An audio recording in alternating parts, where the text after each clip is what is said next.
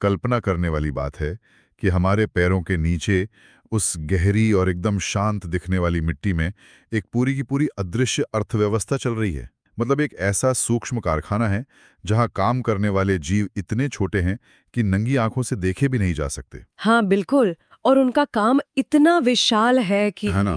मतलब दुनिया भर के किसानों द्वारा इस्तेमाल किए जाने वाले जो महंगे रासायनिक उर्वरक हैं, उनका लगभग एक चौथाई हिस्सा ये जीव पूरी तरह से बदल सकते हैं। जो काम बड़ी-बड़ी रासायनिक फैक्ट्रियां भारी ऊर्जा और बहुत सारी लागत के साथ कर रही हैं, वही काम ये सूक्ष्म जीव मिट्टी के अंधेरे में बिल्कुल मुफ्त कर रहे हैं। एकदम मुफ्त, और हम्म। यही बात इसे इतना खास बनाती है। तो आज की इस गहन चर्चा में हम इसी जादुई दुनिया के तंत्र को समझने वाले हैं। हमारा उद्देश्य केवल ये जानना नहीं है कि पौधे अपना भोजन कैसे प्राप्त करते हैं, बल्कि सस्टेनेबल या टिकाऊ कृषि का भविष्य कैसा दिखता है, इसके पीछे के विज्ञान को डिकोड करना है। हम एकीकृत पोषक तत्व प्रबंधन यानी इंटीग्रेटेड न्यूट्रिएंट मैनेजमेंट और जैव उर्वरकों की उन जटिल प्रणालियों पर बात करेंगे जो हमारी खाद्य सुरक्षा की असली रीढ़ हैं। हम्म इस विषय की सबसे दिलचस्प बात यह है कि जब भी हम खेती या पौधों के पोषण के बारे में सोचते हैं, तो आमतौर पर हमारा ध्यान सिर्फ ऊपर दिखाई देने वाली फसल पर होता है, मतलब अंतिम उत्पादन पर। हाँ, जो हमें आंखों से दिखता है। बिल्कुल। मिट्टी को हम अक्सर सिर्फ एक निर्जीव माध्यम मान लेते हैं जो पौधे को सीधा खड़ा रखता है। लेकिन असल में मिट्टी एक बहुत ही जीवंत और सांस लेता हुआ इकोसिस्टम है। एक जीता जागता सिस्टम। सही कहा। आज की ये चर्चा इसी बात पर केंद्रित होगी कि कैसे रासायनिक, जैविक और सूक्ष्म जीव विज्ञानी तत्व मिलकर उस इकोसिस्टम को संतुलित करते हैं। मतलब ये केवल आज की पैदावार बढ़ाने का विज्ञान नहीं है, बल्कि यह सुनिश्चित करने का तरीका है कि 100 साल बाद भी वो मिट्टी कुछ भी उगाने लायक बची रहे। ठीक है, तो चलिए इसे थोड़ा खोलकर समझते हैं। सूक्ष्म जीवों की उस दुनिया में जाने से पहले मुझे लगता है एकीकृत पोषक तत्व प्रबंधन या आईएनएम के मूल ढांचे को समझना बहुत जरूरी है। हाँ, वो बेसिक्स क्लियर होना जरूरी है। तो सरल शब्दों में आईएनएम का मतलब है कार्बनिक, अकार्बनिक और जैविक स्रोतों का एक साथ उपयोग करके मिट्टी की उर्वरता को सबसे बेहतरीन स्तर पर बनाए रखना।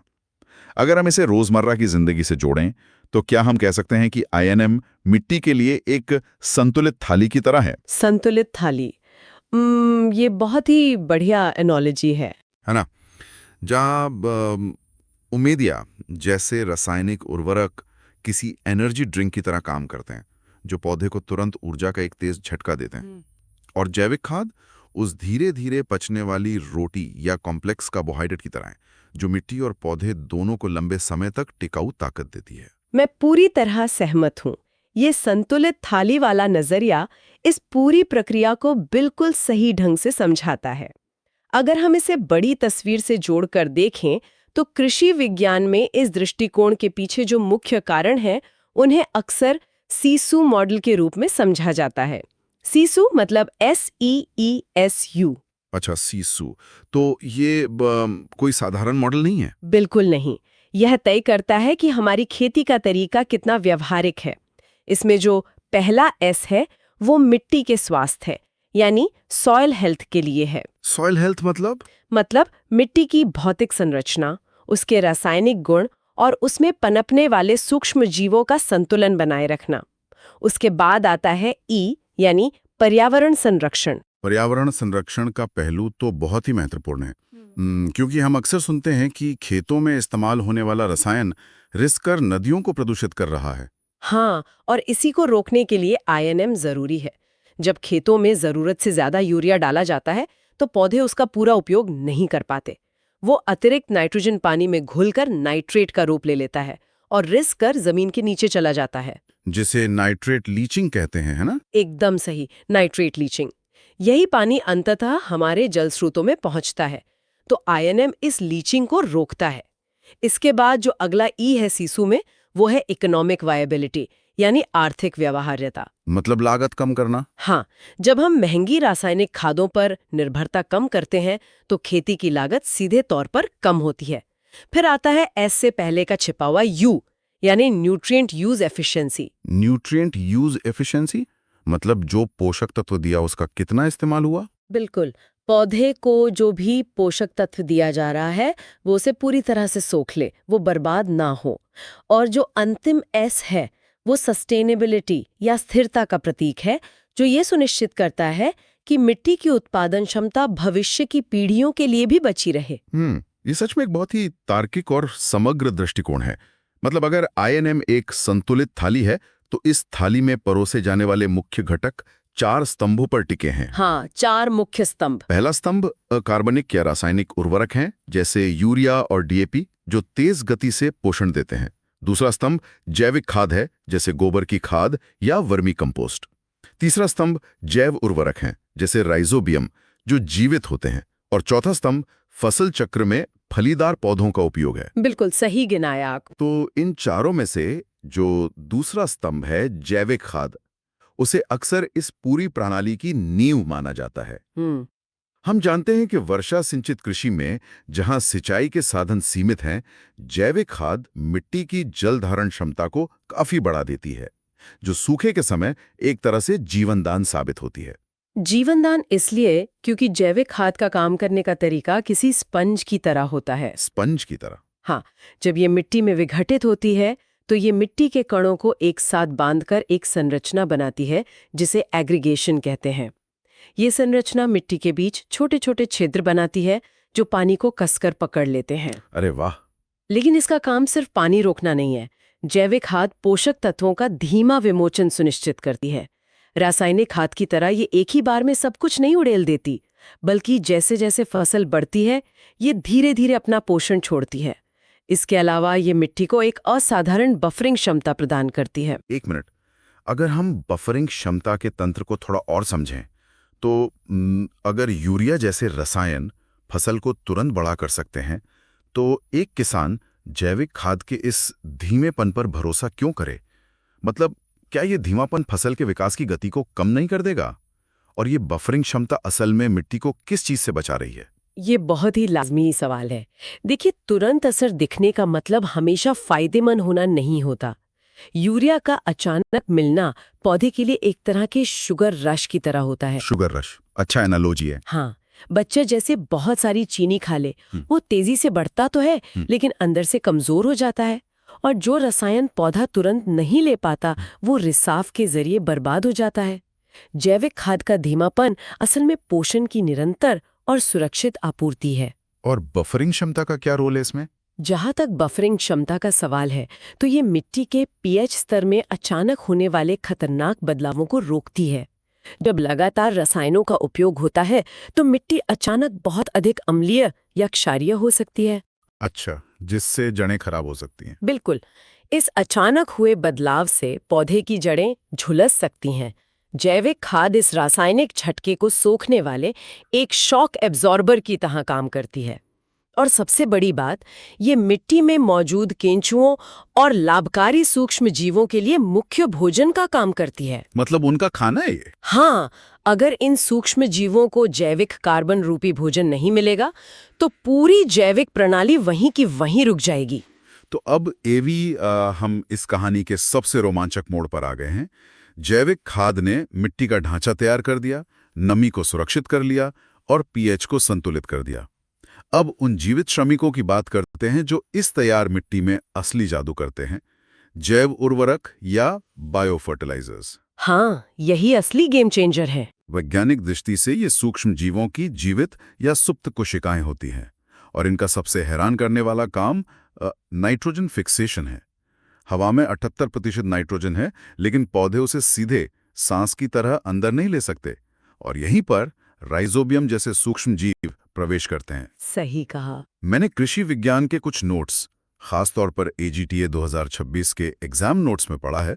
वहां प्रश्न 53 में यह साफ था कि राइजोबियम केवल फलीदार पौधों जैसे दालों या सोयाबीन के साथ ही काम करता है। क्या प्रकृति में यह साझेदारी इतनी विशिष्ट और क्या कहते हैं नखरे वाली होती है? नखरे वाली कहना बहुत दिलचस्प है, लेकिन हाँ, ये साझेदारी जीव विज्ञान के सबसे बेहतरीन उदाहरणों में से एक है। ये बैक्टीरिया वास्तव में बहुत स्पेसिफिक या विशिष्ट होते हैं। अच्छा, कैसे काम करते हैं ये? राइजोबियम मिट्टी में तब तक सक्रिय नहीं होता जब तक कि फलीदार पौधे की जड़ एक विशेष रासायनिक संकेत नहीं छोड़ती। मतलब वो एक दूसरे को सिग्नल भेजते हैं। बिल्कुल। जब बैक्टीरिया उस संकेत को पहचानता है तो वो जड़ों के अंदर प्रवेश करता है और वहां छोटी छोटी गांठें या नोड्यूल्स बनाता है। ये गांठ बैक्टीरिया के लिए एक बहुत ही सुरक्षित घर बन जाती है। समझ गया। इस घर के अंदर बैठकर बैक्टीरिया हवा की नाइट्रोजन को खींचकर उसे अमोनिया में बदलता है, जिसे पौधा आसानी से खा सकता है। बदले में पौधा प्रकाश संश्लेषण के जरिए बनाया गया अपना कार्बोहाइड्रेट बैक्टीरिया को खिलाता है। ये पूरी तरह से एक सहजीवी संबंध है। प्रकृति का अपना एक एकदम सटीक बार्टर सिस्टम। तो मुझे रहने की जगह दो, मैं तुम्हें हवा से नाइट्रोजन दूंगा। बिल्कुल ऐसा ही है। लेकिन ये सवाल भी उठता है कि जो फसलें फलीदार नहीं हैं, जैसे हमारा मुख्य भोजन गेहूं, धान या मक्का, उनका क्या होगा? क्या उनके लिए मिट्टी में कोई सूक्ष्मजीव काम नहीं करते? प्रकृति के पास हर परिस्थिति के लिए एक समाधान है। गेहूं, कपास और मक्का जैसी फसलों के लिए एज़ोटोबैक्टर नामक सूक्ष्मजीव काम करता है। एज़ोटोबैक्टर, ये कैसे अलग है राइजोबियम से? के लिए एज़ोस्पिरिलम होता है। एज़ोस्पिरिलम, तो ये जड़ों के बाहर रहता है। हाँ, ये जड़ों के बिल्कुल बाहरी हिस्से से चिपककर एक सहयोगी के रूप में काम करता है। और अगर हम धान की बात करें, धान के खेत तो ज्यादातर समय पानी में डूबे रहते हैं। वहां तो ऑक्सीजन की भी बहुत कमी होती होगी, फिर वहां ये सूक्ष्मजीव कैसे जीवित रहते हैं? यही तो प्रकृति का जादू है। धान के उन जल भराव वाले खेतों के लिए एज़ोला और बीजीए यानी ब्लू ग्रीन एल्गी का उपयोग होता है। एज़ोला पानी की सतह पर तैरने वाला एक छोटा फर्न है, जिसके पत्तों के अंदर ये सूक्ष्मजीव आराम से रहते हैं। अरे वाह! ये प्रणाली इतनी शक्तिशाली है कि एज़ोला 1 हेक्टेयर खेत में 40 से 60 किलोग्राम तक नाइट्रोजन हवा से खींचकर मिट्टी में डाल सकता है, वो भी बिना किसी रासायनिक खाद की बोरी के। 40 से 60 किलो, ये आंकड़ा तो अपने आप में एक बहुत बड़ी आर्थिक बचत को दर्शाता है। लेकिन जैव उर्वरकों के इस्तेमाल के पीछे का विज्ञान सिर्फ इन जीवों के प्रकार तक सीमित नहीं है। AGTA नोट्स के प्रश्न 57 में एक बहुत ही कड़ा वैज्ञानिक मानक दिया गया था। लिक्विड राइजोबियम वाला। हाँ, कि लिक्विड राइजोबियम में न्यूनतम वायबल सेल काउंट या जीवित कोशिकाओं की संख्या कम से कम 10⁸ CFU प्रति मिलीलीटर होनी चाहिए। बिल्कुल। इसका सीधा मतलब है कि सिर्फ 1 मिलीलीटर तरल में कम से कम 10 करोड़ जीवित और सक्रिय कोशिकाएं होनी चाहिए। इतनी बड़ी संख्या की क्या जरूरत है? ये बहुत ही महत्वपूर्ण बिंदु है। देखिए, जैव उर्वरक कोई निर्जीव रसायन नहीं है कि आपने उसे खेत में फेंका और वो घुल गया। हाँ, वो तो जीवित प्राणी है। जब इन सूक्ष्म जीवों को खेत में डाला जाता है तो वो एक तरह से युद्ध के मैदान में उतरते हैं। मिट्टी का वातावरण उनके लिए बहुत कठोर होता है। वहाँ पहले से मौजूद अन्य सूक्ष्म जीवों के साथ भोजन और जगह के लिए भारी प्रतिस्पर्धा होती है। मतलब उन्हें लड़ना पड़ता है अपनी जगह बनाने के लिए। बिल्कुल। ऊपर से सूरज की तेज गर्मी होती है और पानी की कमी हो सकती है। अगर शुरुआत में ही उस 1 मिलीलीटर में 10 करोड़ जीवित सैनिक नहीं होंगे तो उस कठोर वातावरण से लड़कर पौधे की जड़ों तक पहुंचने से पहले ही ये सूक्ष्म सेना खत्म हो जाएगी। अच्छा, तो सर्वाइवल ऑफ द फिटेस्ट वाली बात है। हाँ, उर्वरक के काम करने या न करने के बीच का अंतर यही जीवित कोशिकाओं की भारी संख्या तय करती है। मतलब ये 1 मिलीलीटर की बूंद में बसी पूरी एक सेना है। चलिए, नाइट्रोजन की इस पहेली को तो राइजोबियम और अज़ोला जैसी सेना ने सुलझा दिया, लेकिन पौधे के शुरुआती विकास के बारे में क्या? AGTA के प्रश्न 64 में बताया गया था कि जड़ों को मजबूत बनाने और शुरुआती वृद्धि के लिए फास्फोरस की भारी आवश्यकता होती है। हाँ, फास्फोरस बहुत जरूरी है। अब एक विरोधाभास ये है कि भारतीय मिट्टी में अक्सर फास्फोरस की कमी नहीं होती, फिर भी पौधे इसके कुपोषण का शिकार हो जाते हैं, क्योंकि मिट्टी में मौजूद फास्फोरस अघुलनशील रूप में पत्थर की तरह जमा होता है। पौधा इसे तब तक नहीं सोख सकता जब तक ये पानी में न घुले। इस जमे हुए फास्फोरस को पौधे के लायक कैसे बनाया जाता है? देखिए, फास्फोरस का स्वभाव बहुत ही प्रतिक्रियाशील होता है। जैसे ही इसे मिट्टी में डाला जाता है, ये कैल्शियम या लोहे जैसे तत्वों के साथ तुरंत जुड़कर एक कठोर और अघुलनशील संरचना बना लेता है। लॉक हो जाता है। बिल्कुल। आप कल्पना कर सकते हैं कि रसोई में बहुत सारा कच्चा राशन तो है, लेकिन बिना आग के उसे पकाया नहीं जा सकता और ना ही खाया जा सकता है। क्या कमाल की एनालॉजी है। यहीं पर PSB यानी फॉस्फोरस सॉल्युबलाइजिंग बैक्टीरिया का प्रवेश होता है। बैसिलस मेगाटेरियम और स्यूडोमोनास स्ट्राटा जैसे बैक्टीरियम मिट्टी में विशेष प्रकार के कार्बनिक अम्ल या एसिड छोड़ते हैं। और वो एसिड उस पत्थर को पिघला देता है। एकदम सही। ये एसिड मिट्टी के उस जमे हुए फास्फोरस के बॉन्ड को तोड़ देता है और उसे पिघलाकर घुलनशील बना देता है ताकि पौधे की जड़ें उसे आसानी से सोख सकें। तो पीएसबी उस कच्चे राशन को पकाने वाले एक मास्टर शेफ की तरह काम करते हैं। लेकिन इस पूरी प्रणाली में एक और बेहद दिलचस्प नाम आता है, वैम, VAM, या वेसिकुलर अर्बस्कुलर माइकोराइजा। अगर पीएसबी शेफ हैं, तो ये वैम क्या भूमिका निभाता है? वैम का काम करने का तरीका सबसे अलग और बहुत ही उन्नत है। यहाँ जो बात सबसे अधिक आकर्षित करती है वो है कि वैम कोई बैक्टीरिया नहीं है। बैक्टीरिया नहीं है तो फिर क्या है?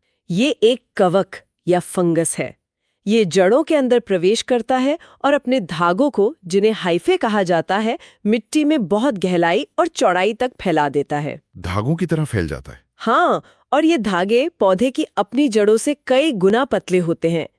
इसलिए ये मिट्टी के उन अति सूक्ष्म छिद्रों तक पहुंच जाते हैं जहां पौधे की मोटी जड़ें कभी नहीं पहुंच सकती। अरे वाह! वैम असल में पौधे के लिए एक भौतिक विस्तार या फिजिकल एक्सटेंशन बन जाता है। एक ऐसा विशाल डिलीवरी नेटवर्क जो मिट्टी के कोने-कोने से फास्फोरस और जिंक जैसे जरूरी तत्व खींचकर पौधे तक लाता है। मतलब ये एक ऐसा अंडरग्राउंड डिलीवरी नेटवर्क है जो उन गहरे पाताल जैसी जगहों से पानी और पोषण निकालता है जो सामान्य जड़ों की पहुंच से बिल्कुल बाहर हैं।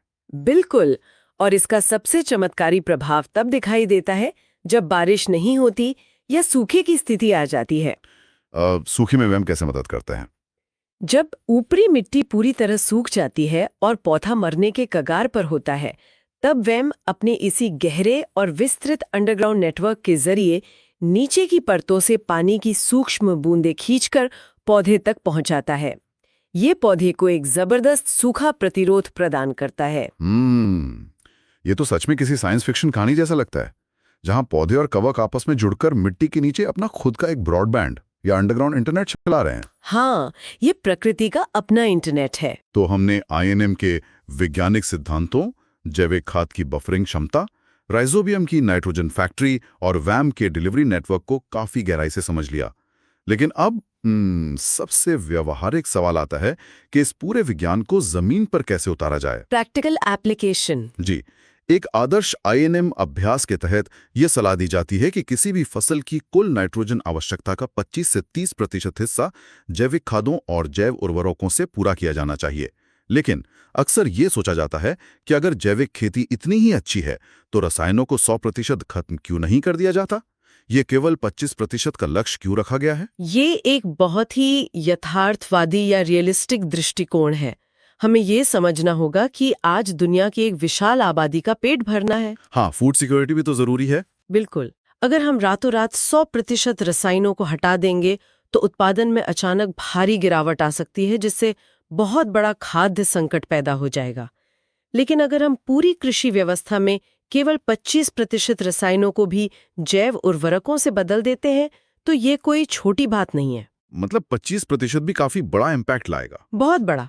ये एक बहुत बड़ी क्रांति है। राष्ट्रीय स्तर पर सोचिए, यूरिया और DAP के इस्तेमाल में 25% की कमी का मतलब है कारखानों से होने वाले प्रदूषण में भारी गिरावट, सरकार द्वारा दी जाने वाली करोड़ों की सब्सिडी की सीधी बचत और सबसे बढ़कर किसान की खेती की लागत में कमी। और मिट्टी को भी तो फायदा होगा। हाँ, ये 25% का बदलाव मिट्टी को खुद को फिर से जीवित करने का मौका देता है। यह तो अतिवाद से बचते हुए संतुलन की दिशा में उठाया गया एक बहुत ही समझदारी भरा कदम है। एक और बहुत ही व्यावहारिक तकनीकी पहलू बीज उपचार या सीड ट्रीटमेंट से जुड़ा है। 10 किलो बीजों के उपचार के लिए मात्र 200 ग्राम राइजोबियम के पैकेट का उपयोग एक मानक खुराक मानी जाती है। जी, 200 ग्राम का पैकेट। अब सोचने वाली बात है, सुनने में ये मात्रा बहुत ही मामूली लगती है। मतलब 10 किलो बीजों के विशाल ढेर पे सिर्फ 200 ग्राम पाउडर। क्या सच में इतना काफी होता है? ये कैसे काम करता है? ये मात्रा तब मामूली लगती है जब हम इसे सिर्फ एक निर्जीव पाउडर के रूप में देखते हैं। लेकिन अगर हम उस नियम को याद करें जिसकी चर्चा हमने पहले की थी, 10⁸ CFU प्रति मिलीलीटर, तो तस्वीर बिल्कुल बदल जाती है। अच्छा, वो 10 करोड़ वाली बात। हाँ, उस 200 ग्राम के पैकेट में कोई साधारण मिट्टी नहीं है, बल्कि उसमें अरबों खरबों जीवित सूक्ष्म जीव एक सुप्त अवस्था में सिर्फ इंतजार कर रहे हैं। जागने का इंतजार। बिल्कुल। जब उस 200 ग्राम पाउडर को पानी या गुड़ के हल्के घोल के साथ मिलाकर उन 10 किलो बीजों पर रगड़ा जाता है, तो हर एक बीज के चारों ओर इन बैक्टीरिया की एक मोटी परत चढ़ जाती है। जैसे ही वो बीज मिट्टी में बोया जाता है और उसकी पहली जड़ बाहर निकलती है, ये करोड़ों बैक्टीरिया तुरंत उस जड़ से चिपककर अपनी नाइट्रोजन फैक्ट्री शुरू कर देते हैं। बीज मिट्टी के उस कठोर माहौल में अकेला नहीं जाता, वो अपनी एक पूरी रक्षक सेना लेकर उतरता है। ये सचमुच अद्भुत है। आज की इस गहन चर्चा में हमने समझा कि कैसे सीसू का सिद्धांत मिट्टी, पर्यावरण और अर्थशास्त्र को एक ही सूत्र में बांधता है। हमने देखा कि जैविक खाद केवल कोई पुरानी परंपरा नहीं है, बल्कि मिट्टी के सूक्ष्म जीवों का मुख्य भोजन और पीएच के झटकों को सहने वाला कवच है। बिल्कुल। और राइजोबियम, बीएसबी और वैम जैसे सूक्ष्म जीवों का ये पूरा तंत्र ये साबित करता है कि खेती कोई यांत्रिक प्रक्रिया नहीं है, बल्कि ये जीव विज्ञान और रसायन विज्ञान का एक बेहद नाजुक और खूबसूरत संतुलन है। हवा से सीधे नाइट्रोजन खींचने और पत्थरों को पिघलाकर फास्फोरस निकालने की ये अदृश्य दुनिया हमारे भोजन की असली नींव है। ये पूरी चर्चा हमें यही सिखाती है कि प्रकृति के पास पहले से ही हमारी हर समस्या का समाधान मौजूद है। जब हम इंसान इस प्राकृतिक प्रणाली को रसायनों के साथ संतुलित करके आगे बढ़ते हैं, तभी हम सही मायने में एक सस्टेनेबल भविष्य की ओर कदम बढ़ाते हैं। एकदम सही बात। और अंत में इस चर्चा को विराम देते हुए ये सोचने वाली एक बहुत ही दिलचस्प बात है, अगर ये सूक्ष्म जीव पौधे की जड़ों का विस्तार कर सकते हैं, बिना किसी फैक्ट्री के हवा से सीधे खाद बना सकते हैं और सूखे में गहरे पाताल से पानी खोद सकते हैं, तो जरा कल्पना कीजिए हमारे पैरों के नीचे उस अंधेरी दुनिया में और कितने ऐसे अनछुए जैविक रहस्य छिपे होंगे। कई रहस्य